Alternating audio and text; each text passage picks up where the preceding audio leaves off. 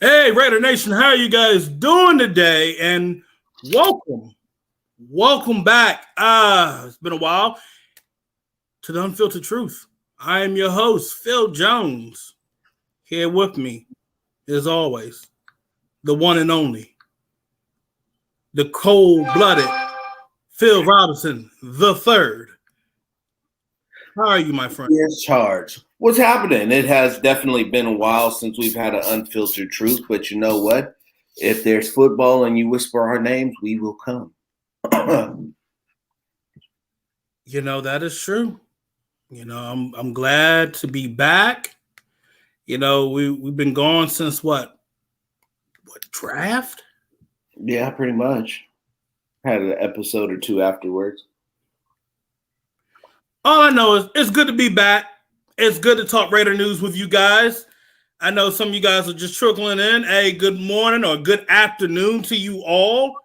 From my East Coast to the West Coast, I see Jim's up in here, Gilbert's up in here. Good morning, good afternoon. All right, so we have a lot to dive in and talk about. So that being said, Phil, it's OTAs going on right now.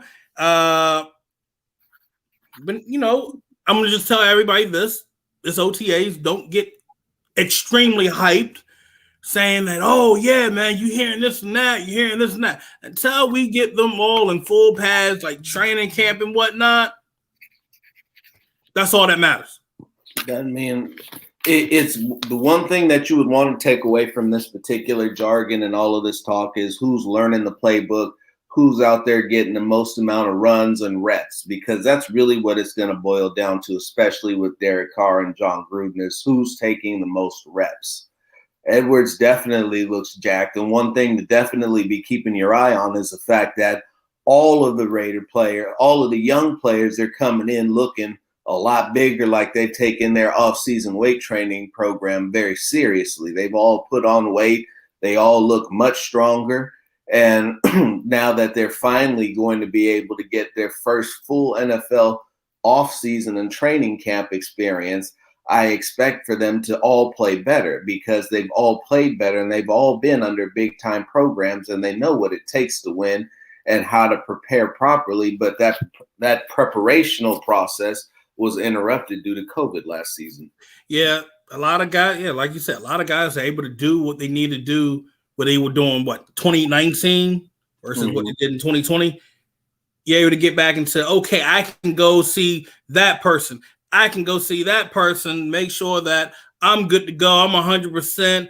I'm not going to have to worry about any setbacks right now. And that was one of the things a lot of players were doing. With I give you a prime example. I would say Marcus Mariota. I don't believe he was able to fully get healthy until really into the middle of the season. Right. Not even the middle of the season, but towards the third quarter, the far corner leg, because it was like what, week 12 before we saw him, or we heard that. Yeah, they started adding them on like the active roster. So when you see that, you're like, oh, that kind of makes sense now. The other thing is this. We got competition this year. I mean, we have some extreme competition this year. And I mean, it's not just on the defensive side of the ball. It's also offensively. Sir, as I stated, going back to in the draft week, that third running back position is not safe. And word is that tight end spot, that third one, is not safe as well. That's excellent news on a lot of different levels. I came up with a very interesting stat for that third running back position for one Jalen Richard, who's getting paid $3.5 million. Would you like to share that with the people? Actually, I would. Let me just go ahead and just pull that up right now so that we can hear that. Hey, real quick, I know Periscope. I don't know why I still added Periscope in. I know Periscope's still acting up because they kind of like discontinued it. If you're having problems, jump on our YouTube page, The Unfiltered Truth. You'll pull it up. It's live streaming right now. If you're having problems with Periscope, if you got Facebook, you can find our Unfiltered Truth page. Go on there or go on to YouTube. We're there. We're live and kicking it and dropping fire for you guys. But go on, Phil. Hit it. So the Raiders' third leading rusher, let me give you his stat line, had 39 carries for 140 yards, 3 touchdowns with a long of 18, averaging 3.6 yards per carry. Would you like to know who the Raiders' third leading rusher was? I would love to know. The Raiders' third leading rusher behind Josh Jacobs and Devontae Booker was Derek Carr. The third string running back on this roster is Jalen Richard, who had 22 attempts, 123 yards, 1 touchdown, and a long of 20. You telling me we're paying $3.5 million for a guy to be our third string running back, and he didn't come in at number 3 to be the third leading rusher? Not only did he not come in as the third leading rusher, but he's behind the quarterback, a guy that everybody who can hear our voice has screamed at and told needs to run more. So, in other words, I'm going to leave Derek Carr the hell alone. I mean, he is the third leading rusher on the team. I'm going to leave him the hell alone. Derek Carr, I apologize. Yes, you heard it. Heldon just froze over right now, ladies and gentlemen. I just literally apologize to Derek Carr. Wow. How does Owen Wilson does it? How does Owen Wilson do it? Wow. Wow. Wow. What's happening? Wow. So, you know, hey, it's good on Derek's part, but if financially as the Raiders, if I'm them, I'm like, if you're not cutting it like how you should be doing it, I have a huge problem. I have a huge problem right now. So let's just, because we've already opened up this particular rabbit hole, let me just go ahead and dive into this. So Jalen Richard is a 5-year vet. Yeah. 5-year vet. His stat line reads 255 yards, 255 carries, 1,293 yards, 4 touchdowns, and average yards per carry of 5.1, which will be a pretty good single year. But for 77 games, that doesn't really 2 starts. That doesn't speak very highly for my man. And he's making $3.5 million this year to pass block because he ain't catching it. Because I would not be wasting my money on someone just to pass block. I mean, let me tell you something. Pass blocking, it's not that hard to find another guy to pass block. You want to know what's pathetic? Hold on. You want to know what's pathetic? What's up? What is absolutely, truly pathetic and makes you sick? You know how I said he's had 4 touchdowns? Yeah. He's had 14 fumbles.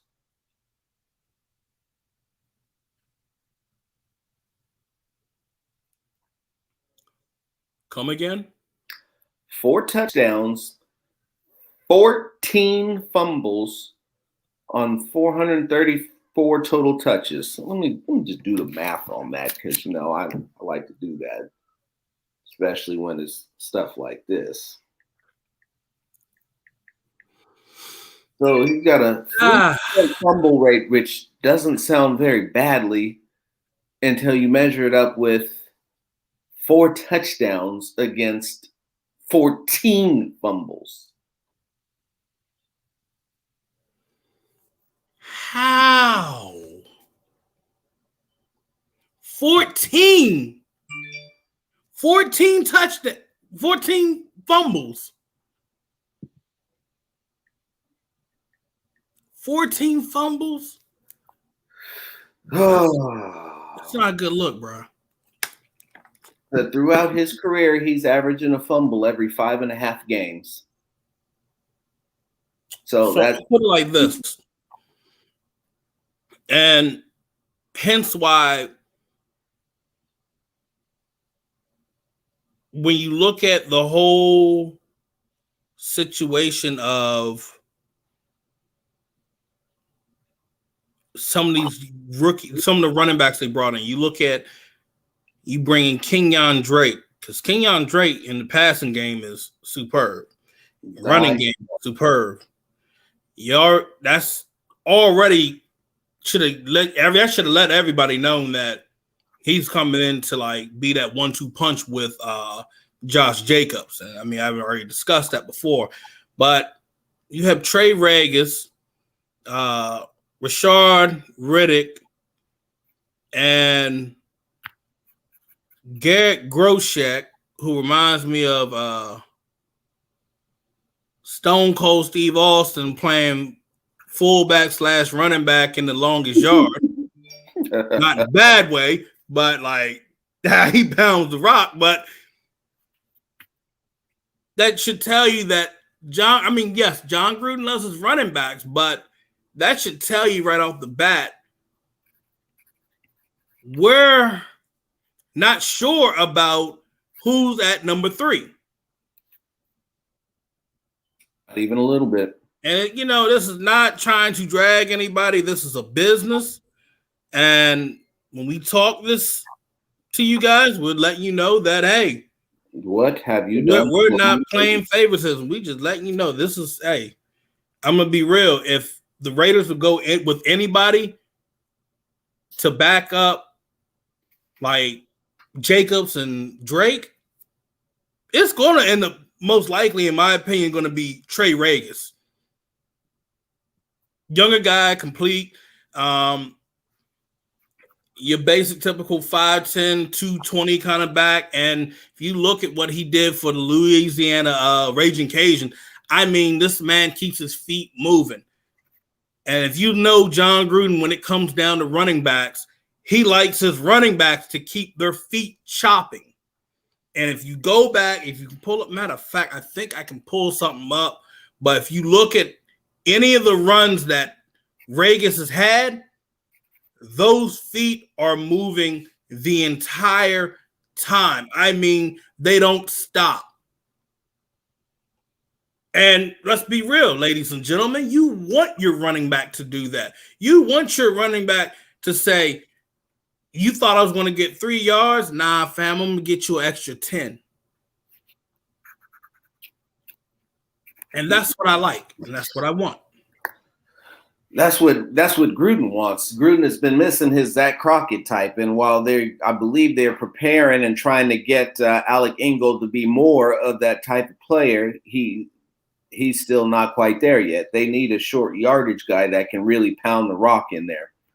And that's where a Trey Regis would be better off than a lot of these other guys that you could see. And Pat, there must be, judging from the way that they've been reluctant to let go of Jalen Richard, it's obvious that the pass protection scheme for these running backs must be incredibly complex, because there are guys who are more physically able to do what the position entails, but clearly they need that sixth or seventh protector for the quarterback.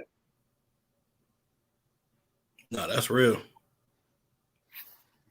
And if you look at that was very, as much as you like to discount that, you look at the way Jalen Richard picked up that blitz on the last play of the Jets game, and you see that is a very necessary thing, because without that blitz pickup, they don't get that ball off and they don't win that football game. They become the first victory for the Jets. You're not lying on that one, bro. You're not even by a long shot. You're not even lying. So, but this absolute lack of production versus what he's getting paid is incredible. Damn, I was trying to see if I could find that. Let me try something. But another guy that I think I preached about on here, Matt Bushman, from out of BYU. Sir. Bring me the Bushman now. Matt Bushman is, from what I'm hearing, being a standout from out of some of the undrafted free agents that they brought in. So, Phil, do you think Matt Bushman will end up being the guy that says, hey, I've came here to take Derek Carrier's job? Many have tried, few have succeeded. But from what I have a understanding of what Gruden is currently looking for in his tight end, he appears to be valuing blocking tight ends even less than previously, no matter how much he'll try to tell you that guys need to work on their blocking, because everybody always needs to work on their blocking. That's something that is a practice more than a mastery. But he wants a fast tight end, the modern tight end that gets in and out of breaks like wide receivers who can shield their bodies and run precise routes. And he values that slightly more than he values the blocking. So when it comes to that, you would just say that Derek Carrier is really in the same position as Jalen Richard. He's getting paid to block and he's getting paid for special teams, and that's really the reason why he's still on the club. Would Matt Bushman make it as the third tight end if just playing that particular position was the criteria? Absolutely he would. But is he going to be able to beat out Derek Carrier on special teams? Probably not. Well, here's the thing, and I had to go digging on Matt Bushman. He can play special teams. And I'm sure that he can, but Derek Carrier has played special teams long enough for them to give him $1 million to do just special teams. I mean, that may be true and all, but I'm younger, I'm faster, and I'm stronger than you. And most importantly, at this stage, as a UDFA, he's cheaper than you. Exactly. Although I believe I'm John Gruden. We're going with cheap. But I believe they've already, his salary was already guaranteed, so he's already been paid. Which, if that's the case, we've seen with this team that if they are going to pay somebody more often than not, unless he's a defender, they are going to keep him until they don't have to pay him.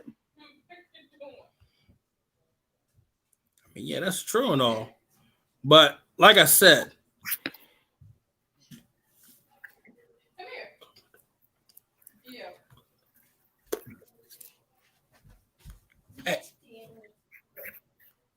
kids, you gotta love them. Don't care about nothing. You gotta love them, man. They just looked at this. You know how they like come right in the room and then they just like, I'm gonna just leave this door wide open. Just let it be wide open. Nobody's gonna come and pick up the key to come shut the door neither. You know, everybody just walking in. The dog now walking in there. You know what I'm saying? He about to jump up in your lap, start barking, just wait. Right. Hey, I know. I'm just looking right at them. They just gonna act like they didn't. Hey, bro, now I know what Adam Schefter and them were dealing with. Like the kids just walk in and be like, Close the door. Hey. Close the door. Hey. No. The ultimate is dude from the BBC. Hey, yo, they just smooth, just ransack the room. You know, he's over here talking. You know, you've seen all of this. I'm holding it together. This, I was like, I know this dude. Yo, like they were beating up the damn nanny. Yeah. But, oh, I mean, look, I have full confidence in Matt Bushman making this team, bro. Full confidence. Don't get me wrong. He's what Gruden is looking for. Like I don't dispute that at all. But question is he gonna be able to get Gruden to override Rich Bisaccia?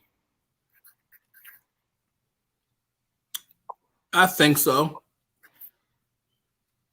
Well, I hope so, because I'm sick of seeing Derek Carrier. I mean, everybody's sick of seeing Derek Carrier, man. Come on. I mean, it is what it is, brother. I mean, what do you want me to say? Like, everybody's like, you know, we saw that whole spectacular catch from Derek Carrier, and then we don't see Derek Carrier anymore. Listen, I'll be happy when I'm here in the arms of an angel. In the arms of an angel. And don't know if I can give you that one, but you know, we can salute one Derek Carrier and tell him once a Raider, always a Raider. Best of luck to you, son. You gonna give him the speech? Yeah, be like, son, you've done a lot for this franchise. I love the way you play the game, and you know I want you to get every opportunity to be that guy that I know you can be. So we're gonna have. So I'm granting you your release. I thank you. You've been a grinder. Once a Raider, always a Raider. I mean, has it really been a true Gruden grinder? This is my speech, not yours. I mean, I'm the conscience in your head, bruh. Oh, I stopped listening to that years ago. See, that's your problem.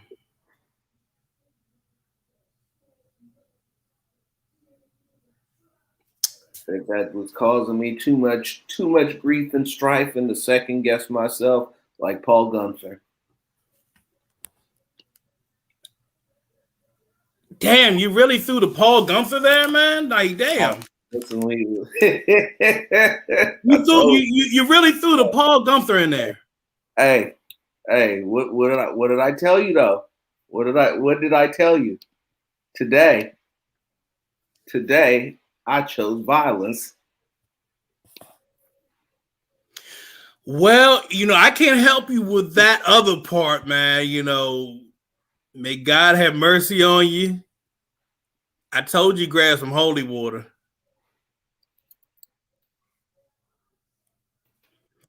All right, so look. Oh, you beat me to it, man. You suck.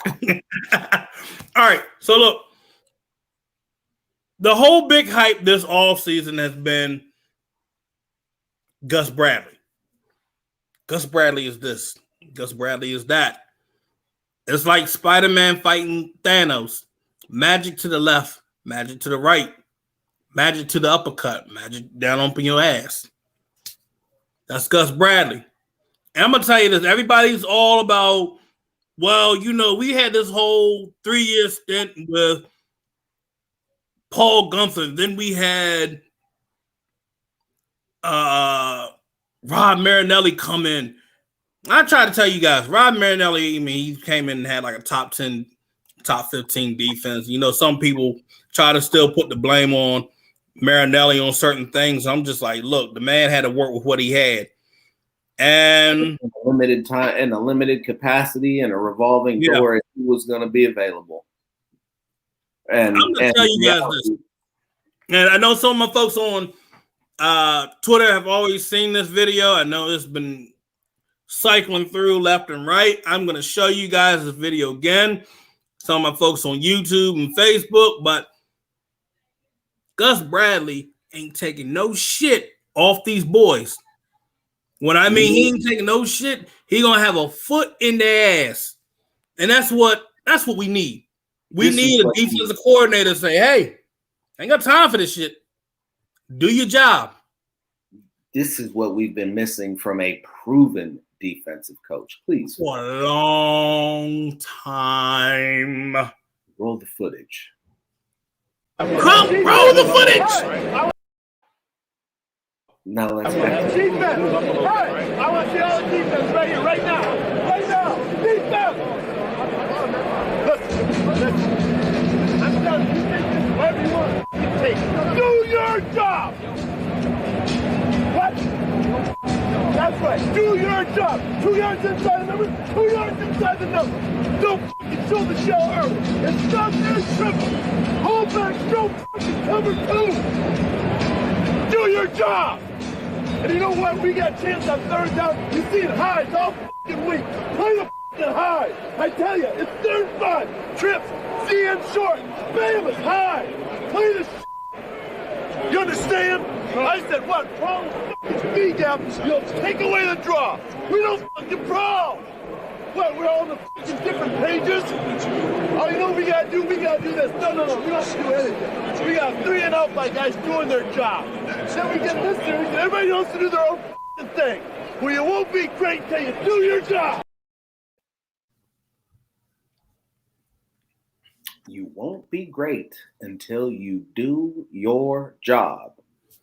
And he's not lying, not one damn bit. And we've seen those words emboldened in the Patriots pathway locker room on the way out to the field. Do your job. Really boils down to that. Everybody wants to do their own fucking thing. No, we can't be great until you do your job. And I mean, you know, Jonathan, don't lose. Hold on, John. We don't lose that football game against the Chiefs if Jonathan Abram just does his job. That most glaring example right there that you could ever just right there smack that. That's what it looked like right there. It hit you upside the face. Do your job. Stay in your responsibility. Don't do your own fucking thing. I hope that they play that for Jonathan Abram 2 or 3 more times at least so that he can see it and feel it. Do your job. I mean, that's it. There could have been so many things that could have got done this past season, if you paid attention to what is going on in the film session. You know what scheme. You know what plays being run. You know, okay, we're in the cover 2. We're going out here, right? We're gonna switch it up. It's gonna be audible out. We're going to cover 3. We're going man to man. Okay, we still got the lead in this game. All we got to do is hold and get them to run this clock out. You don't need someone trying to play hero. And that's the thing about Paul Gunther. He wouldn't speak out on that. He wouldn't address his players like, I asked you to do this. But you look at Gus Bradley, if you even look at the chokers, the Chargers, if you look at what they were going through, you hardly heard anything. I had to go back and listen to a couple of those games. You hardly heard anybody about really blowing their coverage. Only way they got beat was because someone was better than them. You go back to 2018 with their defense, and let's be real, that was the defense that was beating. They ended up beating the Chiefs at first. If I'm not mistaken, that was the team that ended up beating the Chiefs first because of that defense. It wasn't really all because of Phillip Rivers. You know, he was throwing them damn YOLO balls around that time frame. No, it was that defense putting the quarterback on his cheeks. Putting the quarterback on his cheeks. On the cheeks. Let's see. If I go back to that 2018.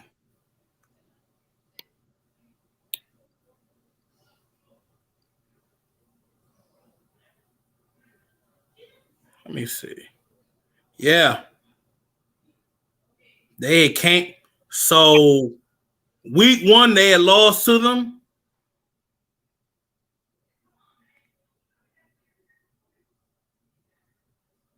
Yeah, they scored. Yeah, it was like 38-28. Yeah. And the second game against them, it was like neck and neck. Came down to the final seconds. It was like 29-28. They found a way to beat them. And it was defensively coming back. Their defense was ranked that year 8th, 9th in yards. Yeah, had 200 only gave up 294 yards against the Chiefs in Week 15. Yeah, which was their overall for that defense. They gave up. They were ranked 12th with touchdowns allowed. They were ranked 15th in getting interceptions. So when you look at that, and then points allowed, they were ranked 8th. Now the past 2 years with that team, they were with Gus Bradley and that team, they were dealing with a lot of injuries, and they still were finishing within the top 10 or top 15. So, as I said before, looking at what he's working with, and you also looking at who he has on this defense now, you look at him having Farrell. Farrell has put on weight. He's bulked up. You look at Crosby. He's 100% healthy. He's going to have help now with Yannick and Ndakwe. And Yannick is not going to just be that other guy coming off the edge. Malcolm Kuntz. And, somebody literally said it. Tell him about Malcolm Kuntz, Phil. Let me tell you something about it, boy. Let me tell y'all something about Malcolm Kuntz. It's like funny. Somebody else said that. I can't remember who. Kuntz, if he can bulk up a little bit, he doesn't need to get too bulky. You might get I don't want to put it like that. I don't want to say like a poor man's Khalil Mack. I don't want to say that. No, that's not what he is. In fact, I would say that his moves are better because he's not as strong. He's lighter. Yeah, he's not as strong. Yeah, the thing, his hand work, they're a lot faster than Mac. Why don't you go ahead and pull up that video, Phil? Let me see if I can pull it up. Let me see. Hold on. If I can, y'all bear with me. But we're gonna get to Divine Diablo. Settle down, lad. We'll get there. It's a long show, trust me. I know, man. Look, just getting started. Cause it's so many pieces out there for the Raiders. There shouldn't even be a discussion about the Raiders are dealing with a tough time or on defense with this guy and that. There shouldn't even be a discussion like that. If one thing you can gather one thing from Bradley's time in San Diego / Los Angeles, is that he has learned the importance of building a defensive depth of roster, because he's had to be able to plug. He's had to deal with his guys going down at the beginning of the year and going the whole season with guys that nobody thought was going to be starting, guys that nobody thought could play, guys that he found that fit the system, that did their job and what he asked them to do. So what you're not going to see is guys doing their own thing out there, and that's going to make a ton of a difference when on the football field. It's in your DM stream, homie. I got it right here. This is an extra large t-shirt that I bought. As you can see, it's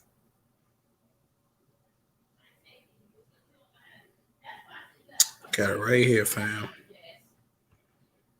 So we're leaving cashes here. All right, here we go. So this was Eddie Pascal for the Raiders. They had went on and interviewed him. So let me go and pull this Mickey Flick up for y'all. Mickey Flick.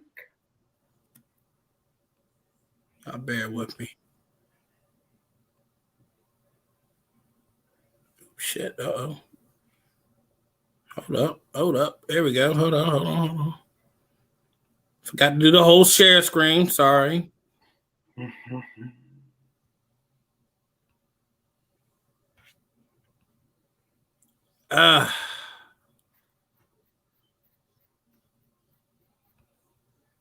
Here we go. Let's see if this trying to work. Here we go.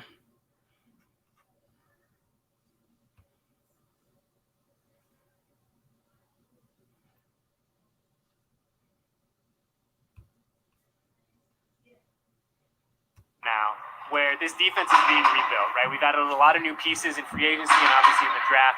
And you look at you in particular, and now you're going to have a chance to work with Max, with Cleve, with Yannick Ngakoue. What is it going to be like for you to kind of work on Eddie's hair? Pass rushers that we hope is going to be really effective in 2021? I just can't wait for those guys to for me to go underneath those guys' wings and just learn everything that they learned in their careers. Like, you got Max going on his third season, he had a whole bunch of sacks, so I can't wait to pick his brain for a few things just to see how he got there. Is it exciting for you to have a chance, talking about Max in particular, a guy who comes in as a late round pick, and then you look at what he did as a rookie? I mean, he's a guy that, a lot of people in this building think he should have been the defensive rookie of the year that year. But is it exciting for you to be like, hey, this is a guy who came in a similar position to me and put up big numbers really quick as a rookie? That's exciting, most definitely, because the smaller school that he went to played my college, and we was from the same conference. So just to see him do it, it makes me think about myself and know that I can do it. You talk about Max going to small school, and obviously this organization has had a lot of success with people coming from your alma mater as well. But do you come in here with the mindset of like, hey, I might be a small school guy, but I come in with a chip on my shoulder. I want to kind of prove to everyone that I got drafted where I did for a reason? I have had a chip on my shoulder for my whole career, so it's nothing different now. Still got that same chip. I'm still ready to work. Pretty much it. Where do you think that you improved the most in college? Like, what area of your game? I think maturity. I think I matured a lot in college. I think also understanding pass rush. When I first got there my freshman year, I kind of just thought pass rush was just run up the field, and then if the QB's there, try to tackle him. But when I had coaches break it down to me and kind of break it down to a science of long arming here, clubbing here, using your leverage, understanding pass rush lanes, it kind of helped me become the pass rusher I am today. It's interesting you said it, because we've talked to Max about this a bunch too over the past couple of years, where it really does feel like for someone on the outside looking in, it's see the quarterback, get the quarterback. But there really is such an art to it. It really does feel like you and the tackles, it feels like you're kind of playing a game within the game. You guys are playing chess throughout the that 60 minutes of football. Yeah, most definitely. When you especially look at a lot of pass rushers in the NFL, when you see them produce at such a high level, it's kind of like an art form. So, who are the guys that you watched come out? Who are the guys you're like, I really like this part of his game, or these are the kind of guys that I don't know necessarily you want to emulate, but you're like, you really appreciate the way they go about their craft? I'm a huge fan of a whole bunch of guys. So just some dudes off the top of my head. You got Von Miller, Shaq Barrett, TJ Watt, Myles Garrett, Max Crosby. Who else? Vic Beasley, Bruce Irving. That's all I can think right now. That's a lot. I mean, that's a lot of AFC West guys too. I mean, historically, this division has not had a shortage of pass rushers. Is it going to be cool to? I know you won't go up against Vaughn, but to kind of be in kind of that periphery twice a year with him. Yeah, it's going to be kind of hard not being a fanboy or something like that. I have a feeling though, once the whistle blows, I feel like that goes out of the window pretty quick though. Yeah, it does. I know you're still pretty early in the off season, and we're still looking ahead to training camp and the preseason and all that good exciting stuff. But what has it been like for you to have a chance to kind of meet some of the other rookies? I know that because of the world that we're living in, you probably haven't spent as much time together as you normally would. But what are your kind of impressions of the other guys? The dope guys. Mess with all of them. It's kind of kind of weird. It kind of feels like freshman year of college, so it kind of feels like orientation, but it's kind of dope. Is it nice to kind of go through this experience together, right? I mean, the world is it feels like we're coming back to normal a little bit, but we're still kind of in this funky between. So is it nice to have the other group of guys to kind of lean on, be like, hey, look, I know this is not necessarily normal. We are going through this together. Yeah, most definitely. Most definitely, like having those other guys that when I'm lost, I know they're lost, so we can find somebody that has the answer for us. So, have you had any of those kind of like, oh man, I'm a rookie in the NFL moments yet, or are we still a little early in the process? Oh no, I don't think I've had any moments like that yet. I feel you there, man. Just wrapping up here with Malcolm Coos. What is it the virtual aspect of the past couple of months for all you guys coming into the league, going through the draft process, almost exclusively over Zoom? What was that like for you? It was kind of weird, but it was kind of weird. But I don't think it was that weird for me because it was my first time going through it, so it's kind of like the only thing I knew. But like especially like when I'm getting like advice from like older guys that I know that play in the league and stuff like that, it's kind of way different than how they experience it to how I experience it. So it was kind of weird. Do you think that it helped you? Because I imagine that your college was mostly virtual this past year too. So did that kind of experience of like, hey, we're going to do the Zoom, we're going to do this, did that kind of help you get ready for what was, I imagine, a pretty stressful couple months for you? Wait, what do you mean? Just in terms of the virtual aspect like of everything. In college? Yeah. No, I would say it made it harder because like being in person, there's a lot of things like you can bond just being around somebody. So like when you're like virtual and all that stuff, it's kind of like it gets rid of that real life aspect of it. So it's just kind of like a screen. When the meeting's over, you just leave and that's it. Instead of like lingering around, talking to your friends or talking to a new guy that's in the room and stuff like that. So I would say it's a little bit harder. Yeah. Well, hey man, I appreciate your time. I know it's an incredibly busy time for you and the rest of the rookies. So stay safe, stay healthy, and then hopefully the next time we do this, we can do it in person. Thank you.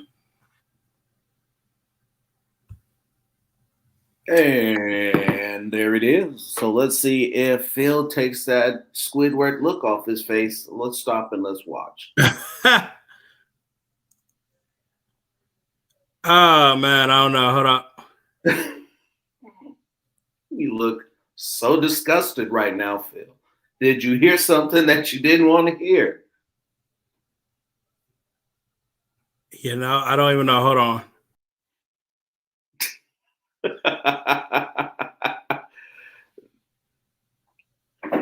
Let's see. It's like I'm completely black. I don't know why.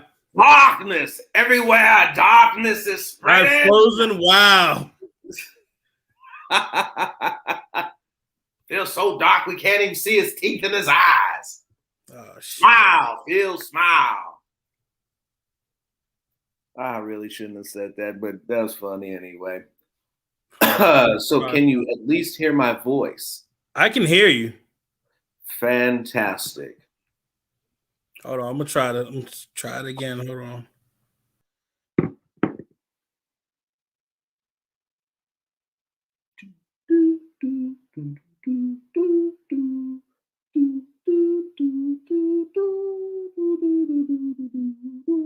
He must have signed out anyway.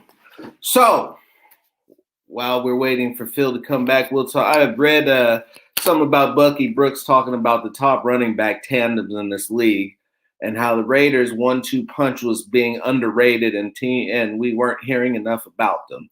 And me and Phil had touched on that earlier, and I came up with my little list right here of some of the top running backs because the Cleveland guys were ranked number 1 with Kareem Hunt and Nick Chubb.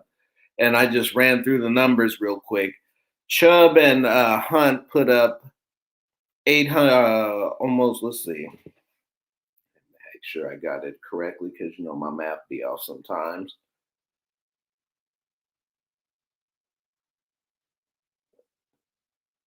There we go.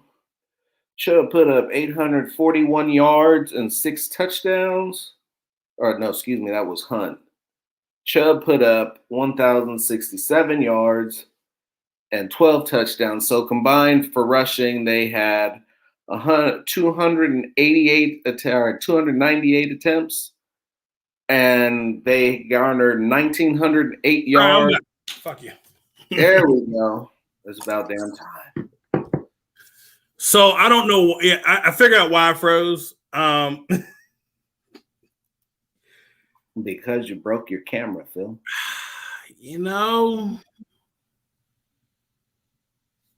It's hard looking this good.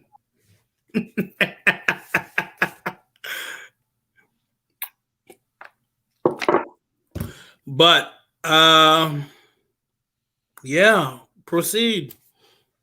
Yes. So, in terms of rushing yards, Cleveland put up 1,908 yards between Chubb and Hunt, and 18 touchdowns. For receiving yards, they had 454 yards and 5 touchdowns. So a solid year. Then you got to remember that Nick Chubb only played 12 games. So the last quarter of the season, Kareem Hunt was pretty much going it alone as the guy. Yeah. The Raiders are boasting Josh Jacobs and Kenyon Drake. Between the two of them,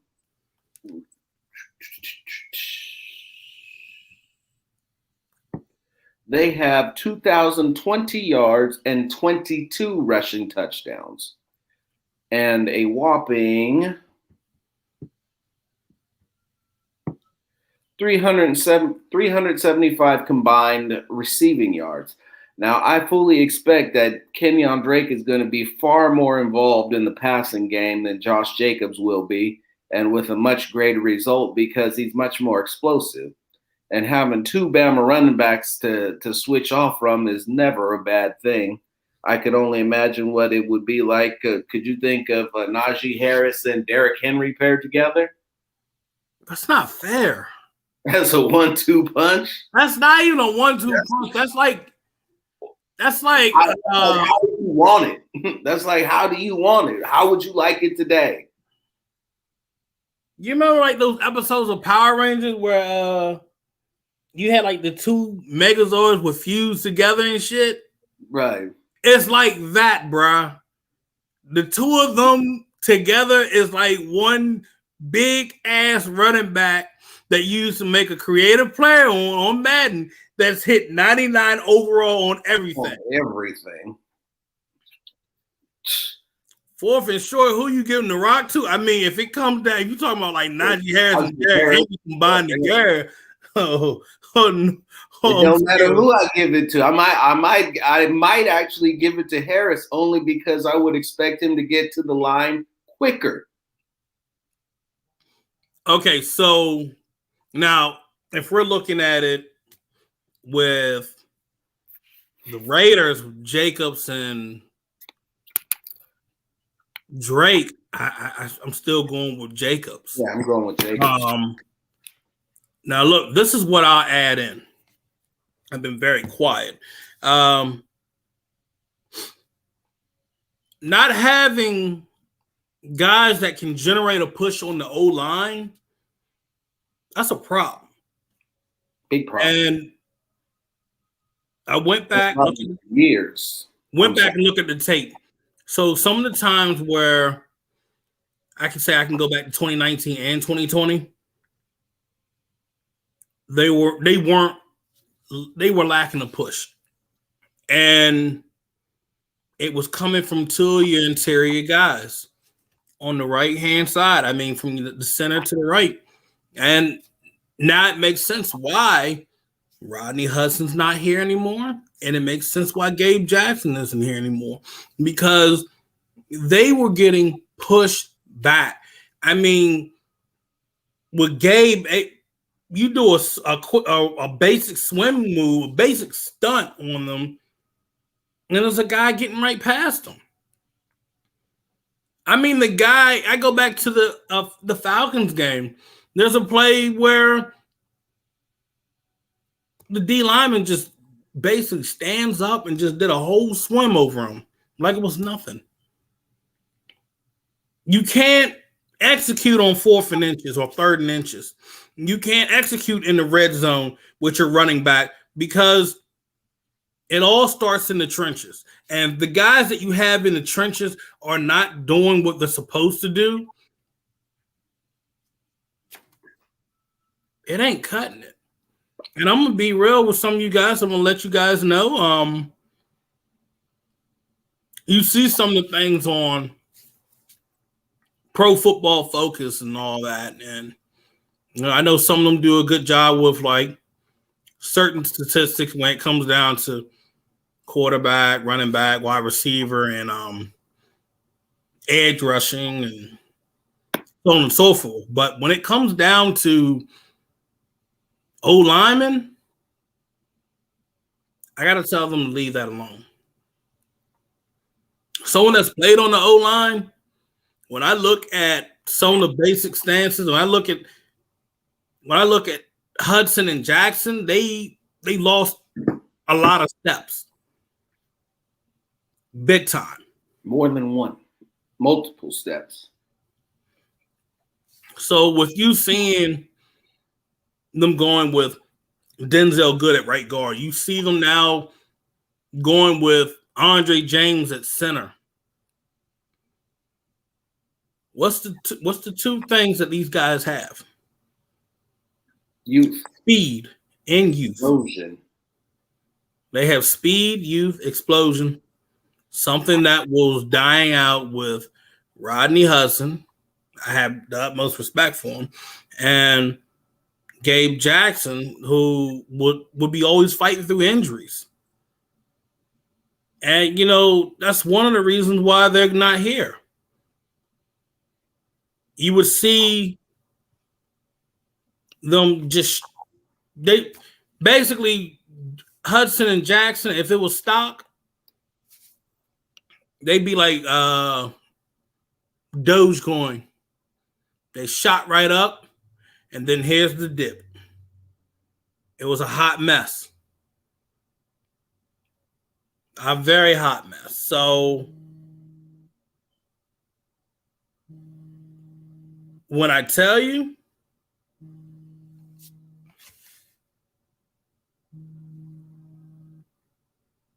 this, the Raiders need younger guys on that O-line. You already have Colton Miller. Yes, you do have Richie Incognito. He's back. He's healthy. But you need younger guys on this O-line if get a edge against their opponent, their D linemen. There's a lot of D linemen nowadays that are not your typical big, slow guy. They're running 4.8s. They're running 4.9s, for God's sakes. So once you get out of your first step, you have to beat them. It can't just be like the normal, okay, we're engaged. You're going to have to get the first step on them and beat them. I mean, it sounds normal, but it's on a whole different level now. The Raiders are going to have to do that with these young men. I know Tom Cable has done a hell of a job with these guys. And for him to say that we can go with James, we can definitely go with Good, and then we're going to work with having Leatherwood.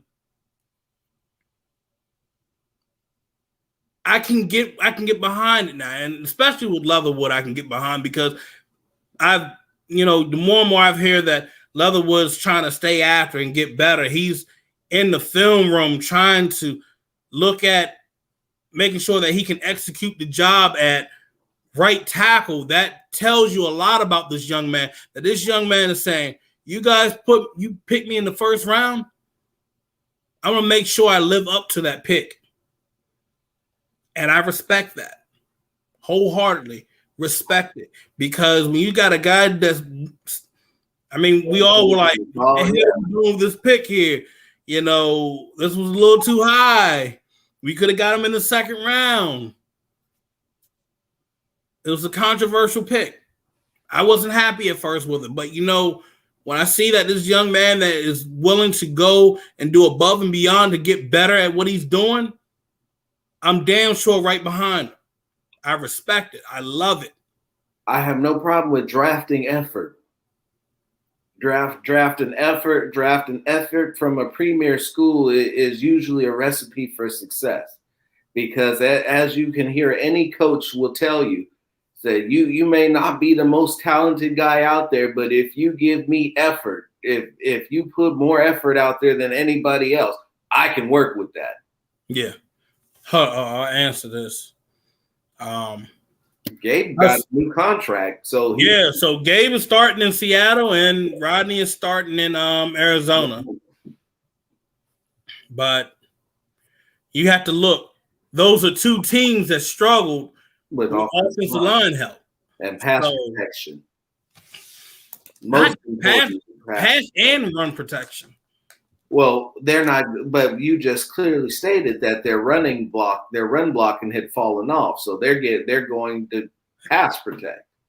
You gotta look. I put it like this: Arizona is like they need poor man's run blocking. Listen, you thought that Russell Wilson thought that he had it bad before. When Aaron Donald comes through 2 times a year on Gabe Jackson. Nah, bro, it's not even that, bro. They got to deal with so much now in the NFC West. So you had to get guys like a Rodney Hudson or Gabe Jackson, one for Arizona and one for Seattle. But I think Rodney's experience will help the line more than anything in Arizona. I think that's really what they needed was a guy to captain it and coordinate it, and they should be fine. It was Seattle that they were lacking bodies. So, I mean, overall, we just recently just picking through things with OTAs. I mean, hopefully, they haven't gotten Devon Diablo's contract done yet. Don't quote me on it, but I'm kind of guessing on it because he's a safety converting to be linebacker, I believe, or they're going to have him switch back and forth with that. I think they're just trying to work that into his contract because a linebacker is going to get paid more than a safety now if they're on that rookie deal. Mm-hmm. So I think it's just trying to figure that out. I think they'll get it done. It's not a problem. But I will say this. It's good to hear positive news about our safety we drafted, Trayvon Moray. It's good to hear that he's been executing. He's been getting things done. He's been fitting in. I'm glad to hear Jonathan Abram is picking Casey Hayward's mind. When I mean I'm so glad to hear it, I'm glad to hear it. I'm glad that he's paying that his attention to detail is far more improved than what we've heard that it was. Because Jonathan Abram is physically is everything that you need in a safety. You just need him to play under control, to play with discipline, and to do his damn job. Now he's spoken up highly about the role that they have for him in the box as a box safety, and I'll be honest with you, he's probably going to end up being your weak side linebacker / safety because that's the position that suits him. He's not going to be asked to cover very much. And he's going to be coming down. He's going to be coming down and have everything funneled to him so that he can deliver the kill shot. But so when you look at what it is that with the guys that have been drafted behind him, Devon Diablo is far and away more superior in pass coverage than Jonathan Abram. And I look at him to be an option as a safety. Will he be the post safety? No, but we're going to see. So if Abram is not able to do what he needs to do, I expect Diablo to be there.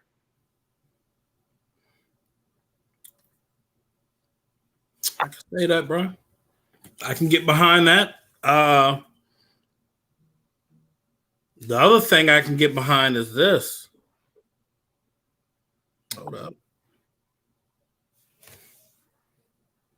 So y'all know I'm usually cold-blooded when it comes to you're looking real Forrest Whitaker right now. I know, right?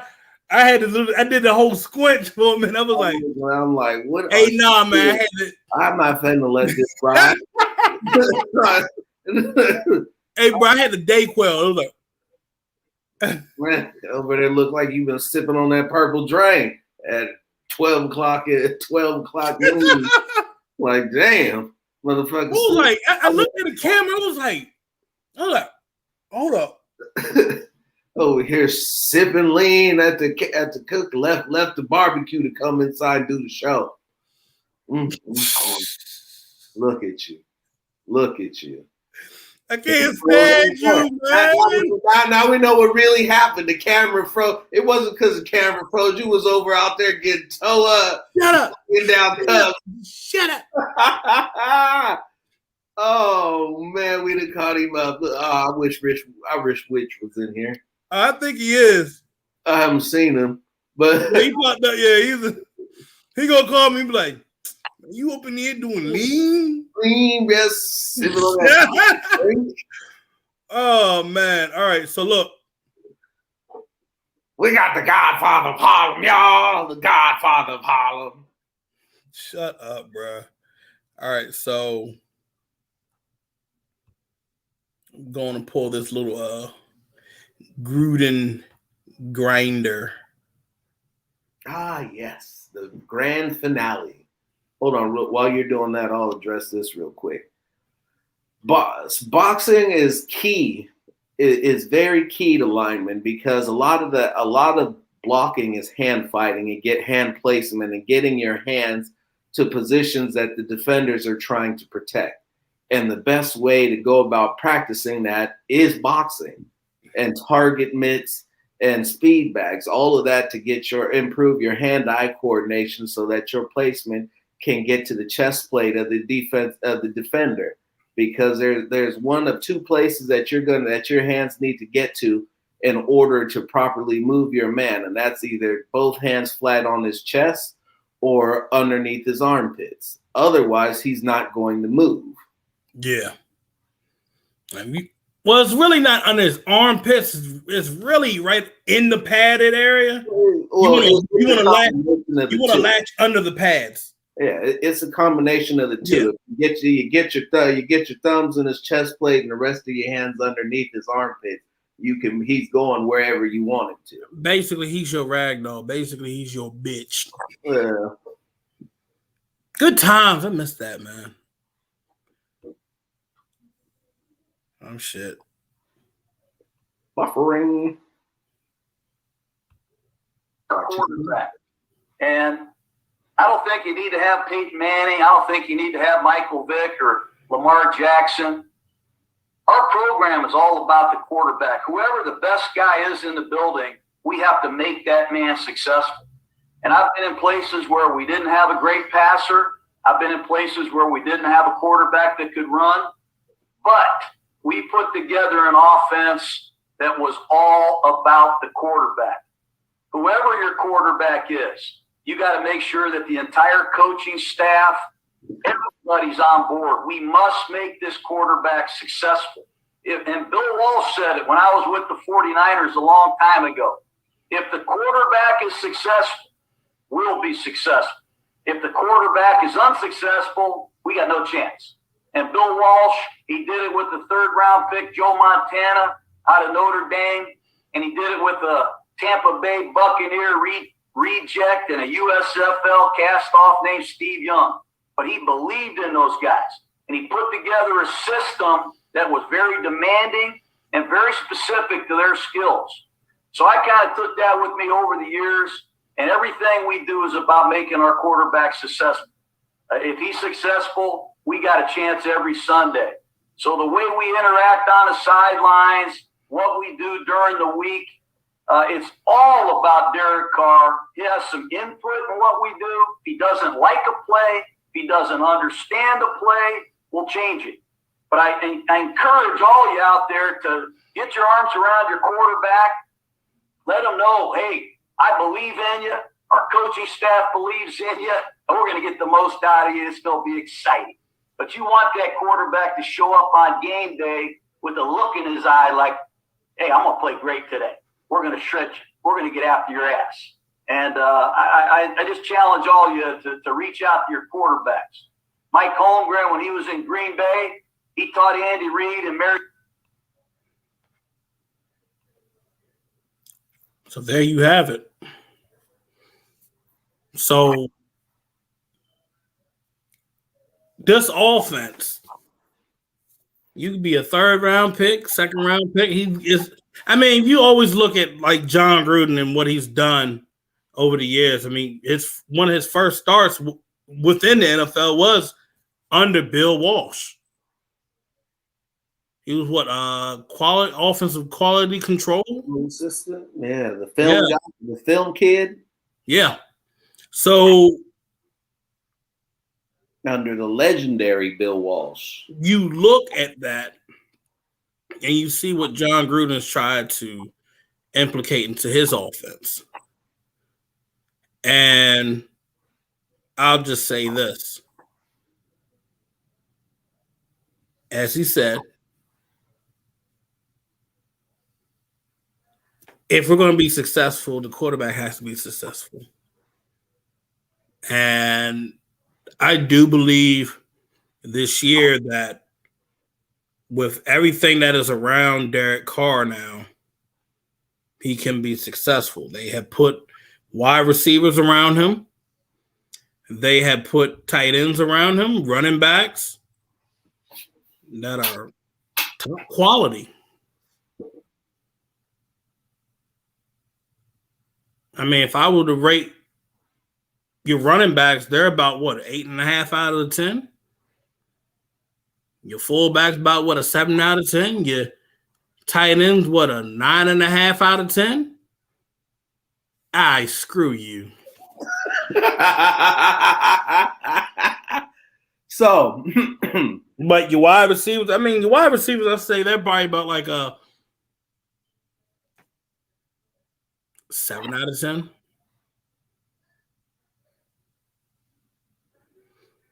So I'll answer this question right here. And, you try to get him to do this, this, and this, and where they could be successful. So if Carr goes 8-9 or something or worse, I don't believe he'll be back next year. I mean, because if we really want to be technical, you could say, okay, you went from 4-12 to 7-9 to 8-8, and then you took a step back to 8-9 or 7-11, or didn't progress past 8 and 9. So that's how Phil particularly thinks about it, and I agree. I believe that Derek Carr has to make the playoffs in order to take his job. You just can't continue to produce losing football.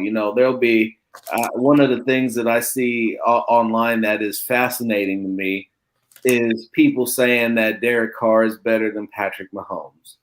So Derek Carr is 47-63. Patrick Mahomes. Come again? 47-63. You see my face right now? Patrick Mahomes is 38-8. And while you can say that, he's got a better team, this, that, and a third, in 7 years, Derek Carr has 9 more victories. 9 more victories than Patrick Mahomes. And one of the 8 games Patrick Mahomes lost was a Super Bowl. Now, we are playing this game. We are in the business of winning championships. Let us not forget that. We have to win championships, and you can't win championships without getting to the playoffs. And regardless of what you think might be the holdup around him, this, that, and a third, after 8 years, if you've only got one trip to the playoffs and no championships of any kind, no division championships, no conference championships, no NFL championships, then you need to find somebody that can do that. So, in other words, the stats don't matter. We can talk about how many comebacks he didn't had, but I mean, Dan Marino, the playoffs. Dan Marino will never ever be considered the greatest quarterback of all time. Why? Because he never won the big one. Dan Fouts will never ever be considered the greatest quarterback of all time. Why? Because he never won the big one. So Tom Brady is considered the greatest quarterback of all time. Why? Because he got 7 rings.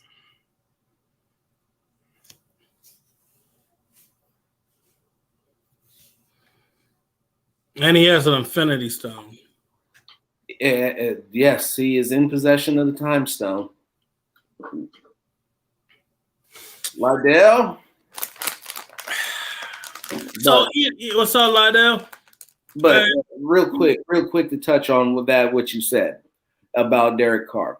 Derek Carr is in a successful situation. His skill players have done everything that the coaching staff has asked them to do at this point. They're bigger, they're stronger. Everybody else is a little bit faster, but Ruggs is a little bit slower because he added weight. Added considerable amount of weight, because you got to remember he was only about 170 pounds. So when you add 12 to that and you got him closer to 190, that is a considerable added weight. But you know what? No, you can't say that because hold on. For his frame, it is. I'm not saying that it's gonna be the huge difference that he's missing anything besides a couple thousandths of a second off his 40 time. I'm just saying that when you add 10 pounds on his frame, it's going to make a difference. So look, the whole key is this. And, the article's getting ready to come out. It'll be ready for Monday. I'll give you guys some little tips to it. Derek Carr, he's got to find a way to get some strength back in his back. He just has to. He's got to find a way. You can't just rely just up on your upper body strength throwing that football. When you're stepping into it and you're trying to make sure it's legit accuracy. Now, I'm going to be real. When I did a comparison of 2018 when he was throwing those passes in a couple of those early games during the year to current, that zip it fades in and out. Now that's actually the part of the film study that I was looking for and I did not get to. One of the things that Gruden himself said about what they asked Carr to do is called one-step throws and no-step throws. So doing all of those throws without stepping into it is actually something that he's being coached to do. It's one of those things that he said that was key about the West Coast offense, because you're throwing into tight windows, and so it involves using a lot of arm strength and not a lot of core and whatnot. Hold on, let me finish. Okay, I'll let you go. But I don't subscribe to that personally. I guess I could see the usefulness of it, but if you're teaching your quarterback not to step into throws and you see him having problems with floating balls, there's your issue. So if he's got to work out, when does he take a step to throw the ball? When does he not take a step to throw the ball? It's why you see the inconsistencies and inaccuracies in not only his throws, but the throws of Mariota and all the other quarterbacks that have to do that. I look at one thing. I look at Gannon. He still did his 3-step drop.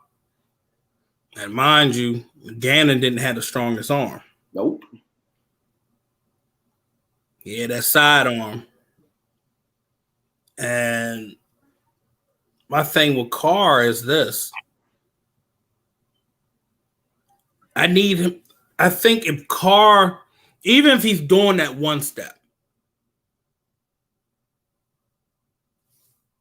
you look at all 22 and you zoom in, and then you look at any other film tape that they have his facial expression. If I'm a linebacker or a safety, I know where you're going. I know where you're going. I had to really look at it, Phil. I mean, freeze it, clear it up. I see what's going on. He's got to move that head. And you can do that in this offense. I don't know who's told folks that, you know, you got to be locked in on one guy. If they told you that, they don't know shit about football. And I tell that straight to their face.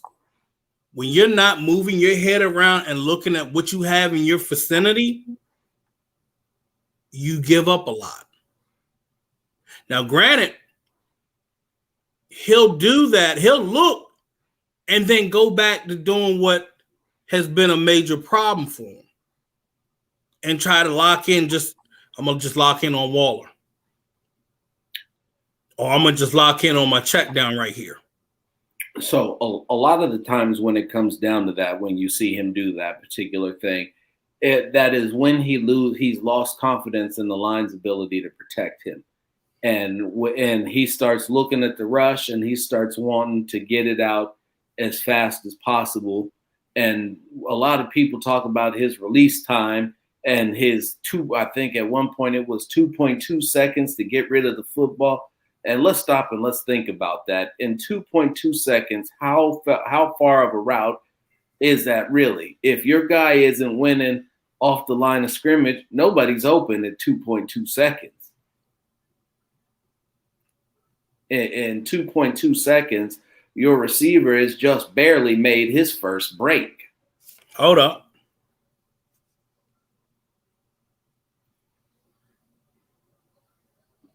So explain that. Explain that.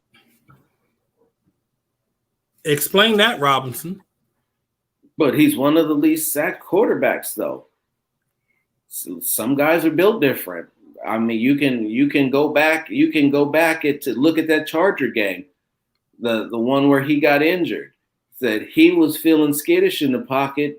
Mariota felt secure, was not worried about the rush, was not worried about getting hit. Actually made the defenders feel him. So my whole thing is is he feeling like if he has one bad game? Let's go back. Let's go back real quick. I'm not going to spend too much more on it. I think it's got to be a physical thing, to be honest with you. It's got to be something hit him and he felt it in the back or he felt it some type of place and it changes his whole mindset because when you can tell the difference when he's okay. So hold on. I think I did find it. I think I just literally found it. So when he gets like this, there's something that has bothered him in an odd, traumatic way. You said like him not getting certain protection. So that KC game really bothered him. Because, I mean, well, how did the game finish? He threw an interception. What happened to that Atlanta game? Multiple turnovers. Hit him once, stripped the ball, and it was over after that. That Jets game, it was going back and forth. You know, you got the game-winning shot, boom.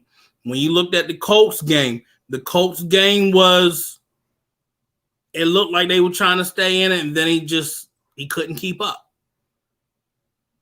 But he was also getting beat up as well. Mm-hmm.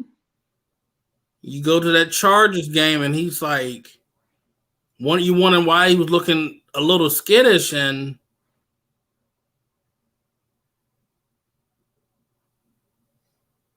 now it makes sense.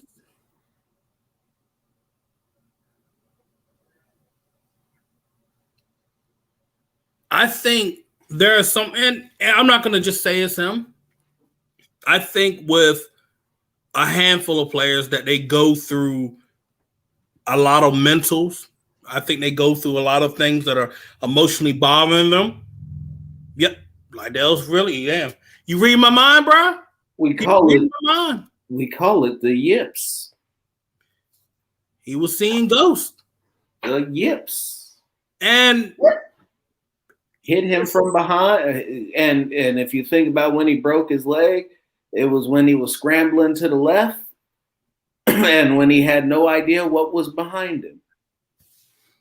And so if you hit him from the blind side, he's from then on he's rushing, he's pressing. Does much better with the pressure in his face, but when you get to him from the blind side, it's ugly.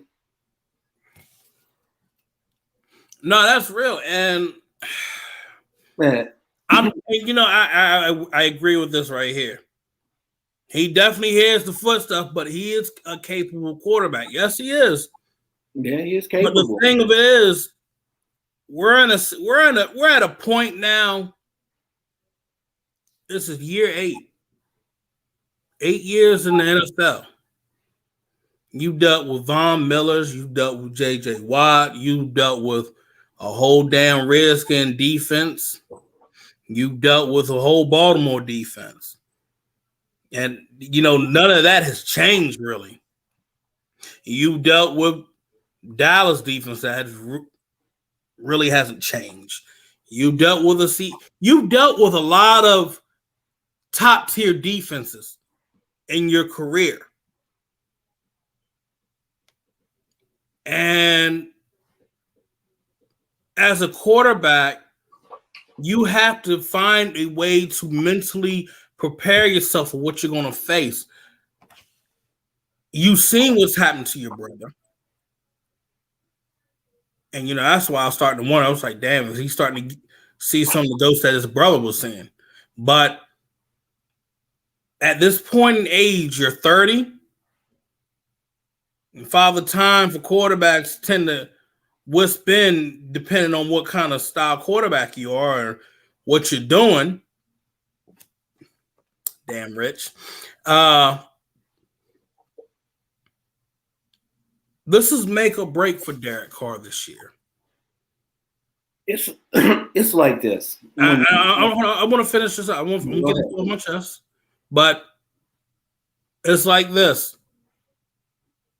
He's got to go through his progressions. He's got to get things. He can't be nervous anymore. He can't say that. He can't show that I don't trust my younger wide receivers.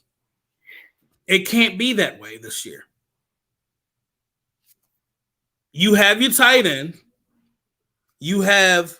That's what I'm saying. You if you end up getting Waller, Moreau, and Bushman, it shouldn't be no problem. You got speed for your wide receivers, especially with John Brown and Ruggs.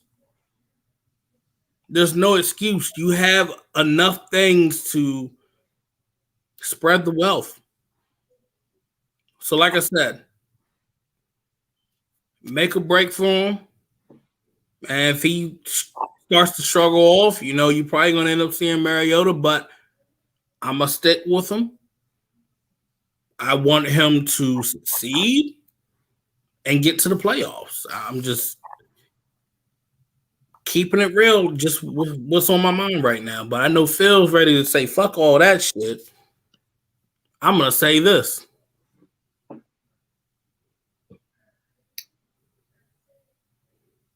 Does it come down to scheme? Yes, but as you heard from Gruden, you put your quarterback in position to be successful. Carr does not play well with his back to the line of scrimmage, which is why you never see him run play action. He does not like to do it. He's not comfortable with it. He is one of those guys that has to be able to see the defense, what the defense is doing at all times, because if you talk about a guy who's skittish when he's throwing from shotgun, imagine how he's going to feel when he hits his back foot on the fifth step of the drop after a play action and looks up and sees a defensive tackle that's come closing in on him. Yeah. He's not going to be. That's just not his game. Shuttle passes is something that they need to do more of. I actually believe that was one of the key issues that they had with Ruggs. They never ran. I think they ran one jet sweep to him, and that was it. And they actually gave it to Nelson. Really, they had Nelson Aguilar doing what they would have wanted Henry Ruggs to do, is what it looked like to me. Yeah. As far as Gruden not being able to adapt to the game plan, I've actually had to wonder that myself, because I've seen a lot of bonehead decisions that he's made and adjustments that he's made that have made no sense, or more importantly, abandoning things that were working. So I mean, to be honest, I put it on red zone, and his red zone is atrocious. You actually missed that point. That was one I would have led off with. Oh, bro, you talking about him or me? Him. Oh. But I mean, here's the thing. I mean, is it on both? Yeah. Yeah, because what did he just say in that video? He said that I give my quarterback, Derek Carr, he has input in this offense. If there's something that he doesn't like, he'll tell us. If it was a play, and I'm going to say this, even probably a player, if he ain't working up in this setup, they're not going to roll with him. So if we're going to ready to do the whole blame game, it's on both. It's not just one guy, it's on both. Because if we're trying to succeed here, the quarterback ain't doing it, you're not doing it either. Which comes back if the scheme ain't the way, then why is he still your quarterback? Because if this is your philosophy, you don't need to change your philosophy for one player. So basically what you told me, Cornelius, is this: Derek Carr's not the quarterback.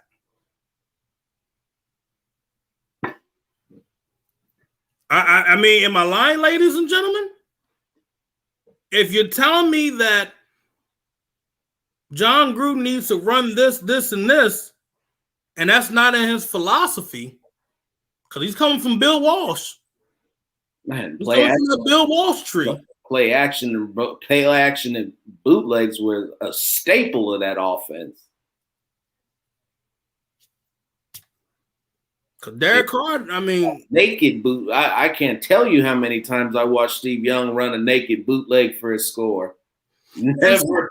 I'll say this. Hold on. I'll say this. They do run play action. But the thing of it is, I feel like this times is getting checked out.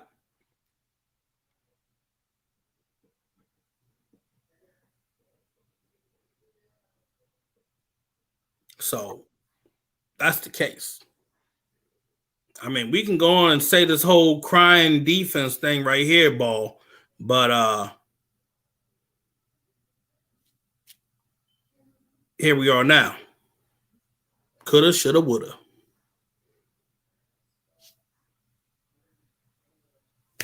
If it's not working, you got to move on from it. At some point, you got to pull the plug. And if it doesn't work, then we are continuing to fall further and further behind. Okay, so it ain't Del Rio, it's Musgrave, because Del Rio is not offense.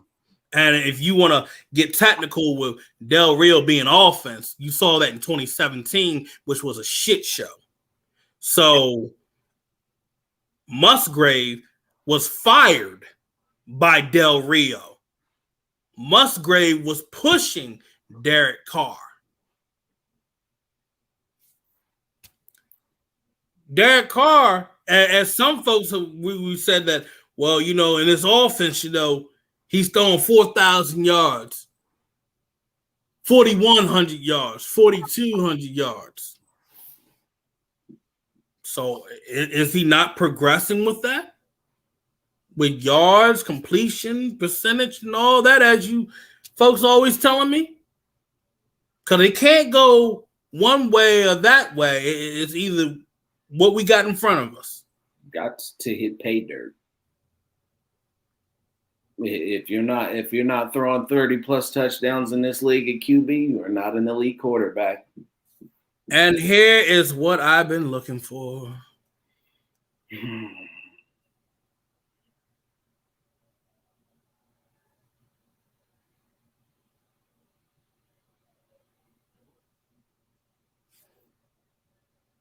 Blown.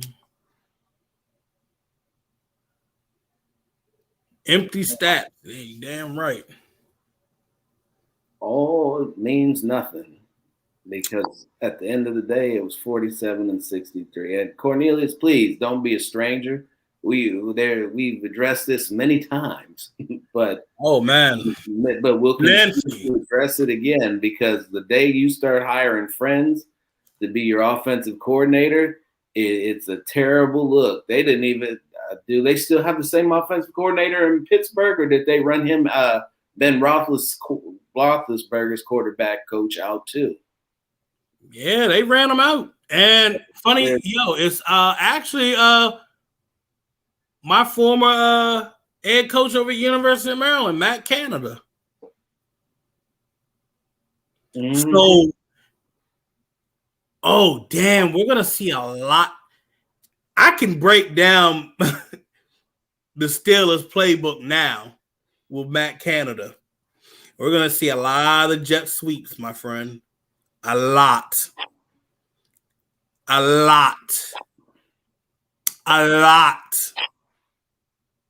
Matter of fact, let me run the defense that game. I'll be like, bro, this play right here, you see the motion? It's about to be jet sweep. This play right here is going to be jet sweep. This is going to be a wide receiver pass right here. It's going to be a double reverse jet sweep. That's all he runs, bro. And the only thing you asked about Bill Musgrave, so you stepped into my wheelhouse, because I covered Cal football, and I've already been to the senior game, the spring game, excuse me. And what you're going to see from Bill Musgrave is the same thing that you saw at 2016. You're going to see a shit ton of screens. Screen your ass to death. Oh. Screen to the left, screen to the right. Screen to the left. We don't even middle screen, bottom screen, tight end screen. We throw out routes, we throw ins, and we throw screens, and that's it. Running backs and wide receivers, we throw screens. $20, he lines up an old lineman out wide and throws it to him. And runs a jumbo screen package. Screens. How the hell I go full Squidward again? What the fuck? I think Rich is late to the party and watching us a little bit behind. Oh, but other than that, look, I done said what I done said. I think Derek Carr can get it done this year, but if he has the same infinite time loop of having his ups and then has his downs, seeing the ghost of Christmas past and all that good stuff, that's it.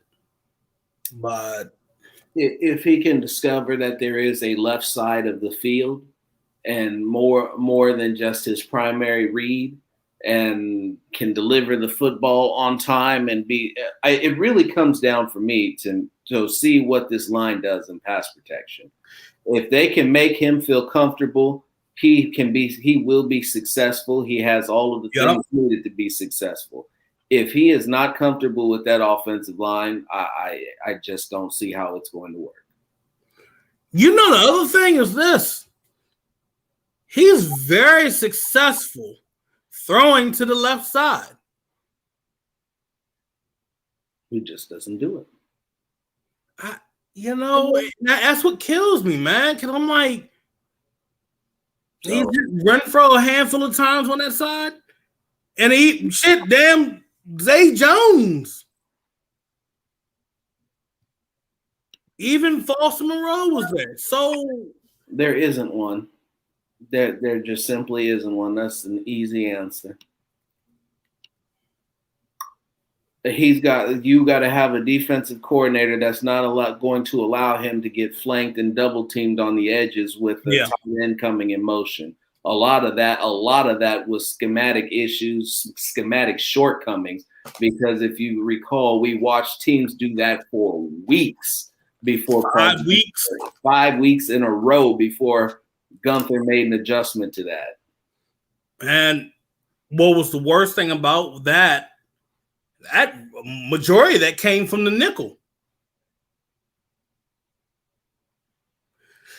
Notice something about Gruden from his first coaching start to now. Gruden is 2 tight ends, 2 wide receivers, running back, and fullback. He never changed it. First down, pass, second down, pass, third down. Well, actually, yeah, he does come out with 12 personnel, but I mean, usually it's run first, pass second, and then see where you are. Depending on where you are. If it's 3rd and 2, you probably might try to run, or you might try to do a quick pass. I mean, that's natural. That's actually just normal. And there's nothing wrong with having 2 tight end sets, especially with how valuable your tight ends are. I mean, you have Darren fucking Waller, for God's sakes, and Foster Moreau. Foster Moreau, his rookie year, came in, gave you 5 touchdowns. I believe it was 7. It was 7? Yeah. Bill Musgrave was a great offensive coordinator. He did well with a good offensive line, and they did very well in the run game, and the run set up the pass. And so once nobody and people didn't know Derek Carr's tendencies at that particular point in time. So it's also a lot easier to be better when people don't have the tape and the book on you. As in terms of a great offensive coordinator,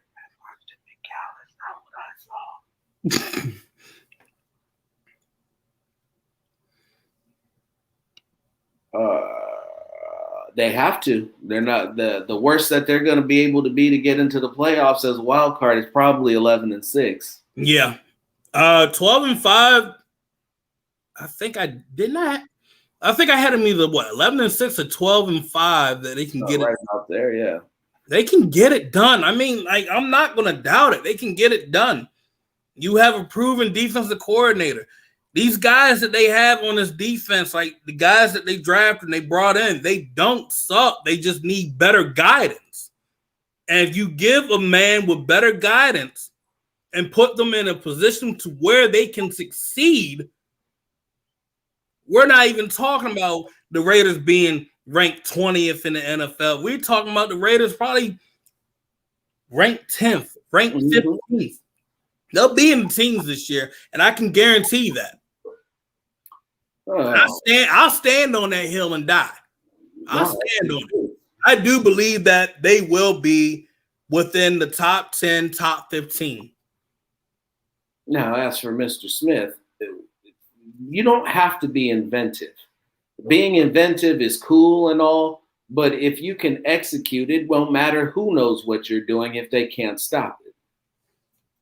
Robinson, you froze with that Metro PCS Wi-Fi. Ooh, is that what happened? Yeah. Let's see if I got the Squidward look. So what I was saying was that it doesn't matter if other teams know what's coming if you can execute.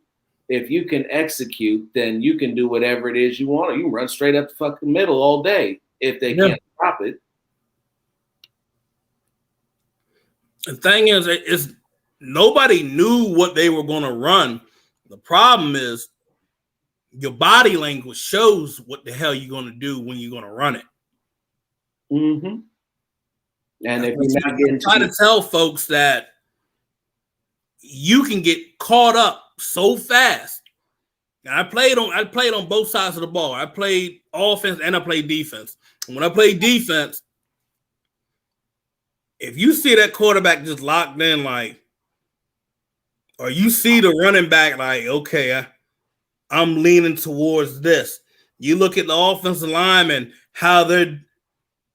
I say this, Colton Miller got in trouble with this before, where he's had one part of his body just leaning towards, okay, he's leaning forward like he's getting ready to do run blocking, and he's not sitting like he's normally comfortable in the set like pass blocking. It gave it away. Certain things can give it away. That's why if you ever hear this take, hold your fucking water like it's normal. Understand, these are professionals. These are millionaires at doing this. They spend hours looking for every conceivable thing, anything that they can find to let them know what's coming. And the O-line didn't get obliterated. It was just two guys, bro. Two guys that are not here, and then, that's 40% of the line. Then you had one guy that was just basically not here the whole season, and he's gone again. So 60% of the line. So we've gotten better by subtraction. Theoretically, it remains to be seen. I mean, good filled in perfectly at guard, so I don't see two major spots. I see the one thing that everybody else is seeing. Can Andre James fill in those shoes at center? That's it. That's my main concern right now. I thought I was going to be concerned about Leatherwood, but I'm really not. It's more Andre James because you playing center, you have to call things at the line of scrimmage. You got to see this. You got to see that.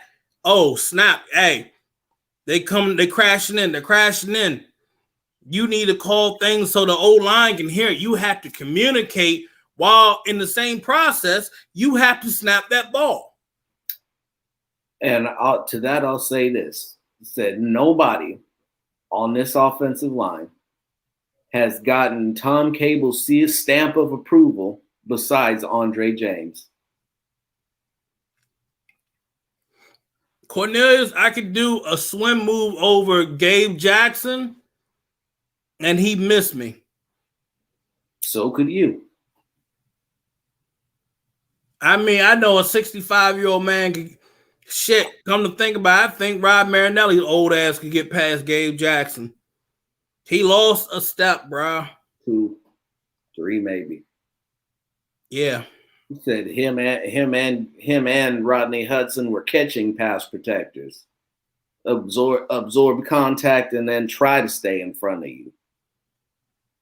So that's what I'm saying. Look, it was smart that they revamped the line. You need to do that. It helps you financially, and it helps you for the long run on growth. And the other thing y'all have to understand with Tom Cable, I went back and looked at what he did back in the day with the Raiders beforehand and what he did in Seattle. You need to know how to play every single position on my line. If you look at Andre James can play tackle, he can play guard, and he can play center.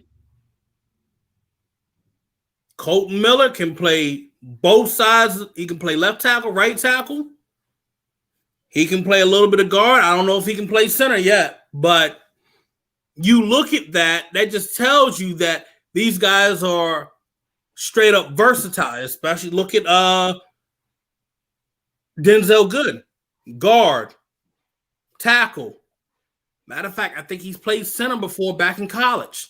You look at Leatherwood. Leatherwood can play left tackle. He can play guard. He can play right guard. Now he's playing right tackle. So the thing of it is, if you're not versatile, Tom Cable's going to be like, this shit ain't going to work. But he's going to make you figure it out. He's going to make you do it. You got to be ready for it. Now, I know the first time we saw Andre James playing center in Houston, that was a big, oh, snap, I got to come in filling for the big guy. I mean, it wasn't sexy, wasn't amazing, but you know, he still got the job done. And you learn from that. That rough patch that you had as an old lineman, you learn from what went down that day and you build off of it. Where did I make a mistake at? Let's build off of that. Where did I have some sort of struggle at? Let's build off of that. So when I have guys that are saying, can the Raiders do this on the O-line? Yeah. Yeah, they can. And what the crazy thing is this. There were people who saying, oh, shit, you know, I don't know about Brandon Parker. Brandon Parker at a certain role came in and he fucking did it. He came in and did a decent job. So looking at the Raiders now, they're young, they have fire. We just need to make sure that they can find their true identity this year. You've added all these pieces around you. You've added a new defensive coordinator. You've added help up front. You added help for Josh Jacobs in the backfield. Everybody's looking to be healthy. Everybody's been bulked up a little bit. You bring in some D linemen like Darius Phelan, and he got some violent hands. Yes, playing real violent. And you look at Yannick Ngakoue coming in and being that help off the edge. These are major pluses for the Raiders. But the thing is, the Raiders have to find their true identity when the season starts. It can happen. If they can find it early, that's great. But everybody else around, because another thing, you're pretty solid at corner now. Mullen, Hayward, Arnett could be basically your slot guy. Your safeties. You have Carl Joseph with you now with Abrams, and then also you have Trayvon Moore. So the Raiders are in a better position, especially it looks on paper. It looks great, but they're in a situation now where they also have depth. So if one guy falls, the other guy can step up. As we played the video before, just do your job. And I'm not just going to say that for the defense. It also goes for the offense. So I'm happy where they're at. I want them to build. I want them to unite as one. I want them to be one team, one goal. And I'm not here to BS you with some rah-rah speech. I'm just preaching as someone that's played football, someone that is coached. It's one team, one goal all the way. And that's what they have to figure out. And they got to find their identity this year if anything's going to happen. Other than that, that's all I got to say. Bill? I believe that covers it. We got a long road ahead of us, so we're just getting started. We got OTAs. We're going to have a mandatory mini camp coming up pretty soon in the next couple of weeks. Then we're going to take. Matter of fact, yeah, that's next week. Yeah, that's next week coming up. Yeah.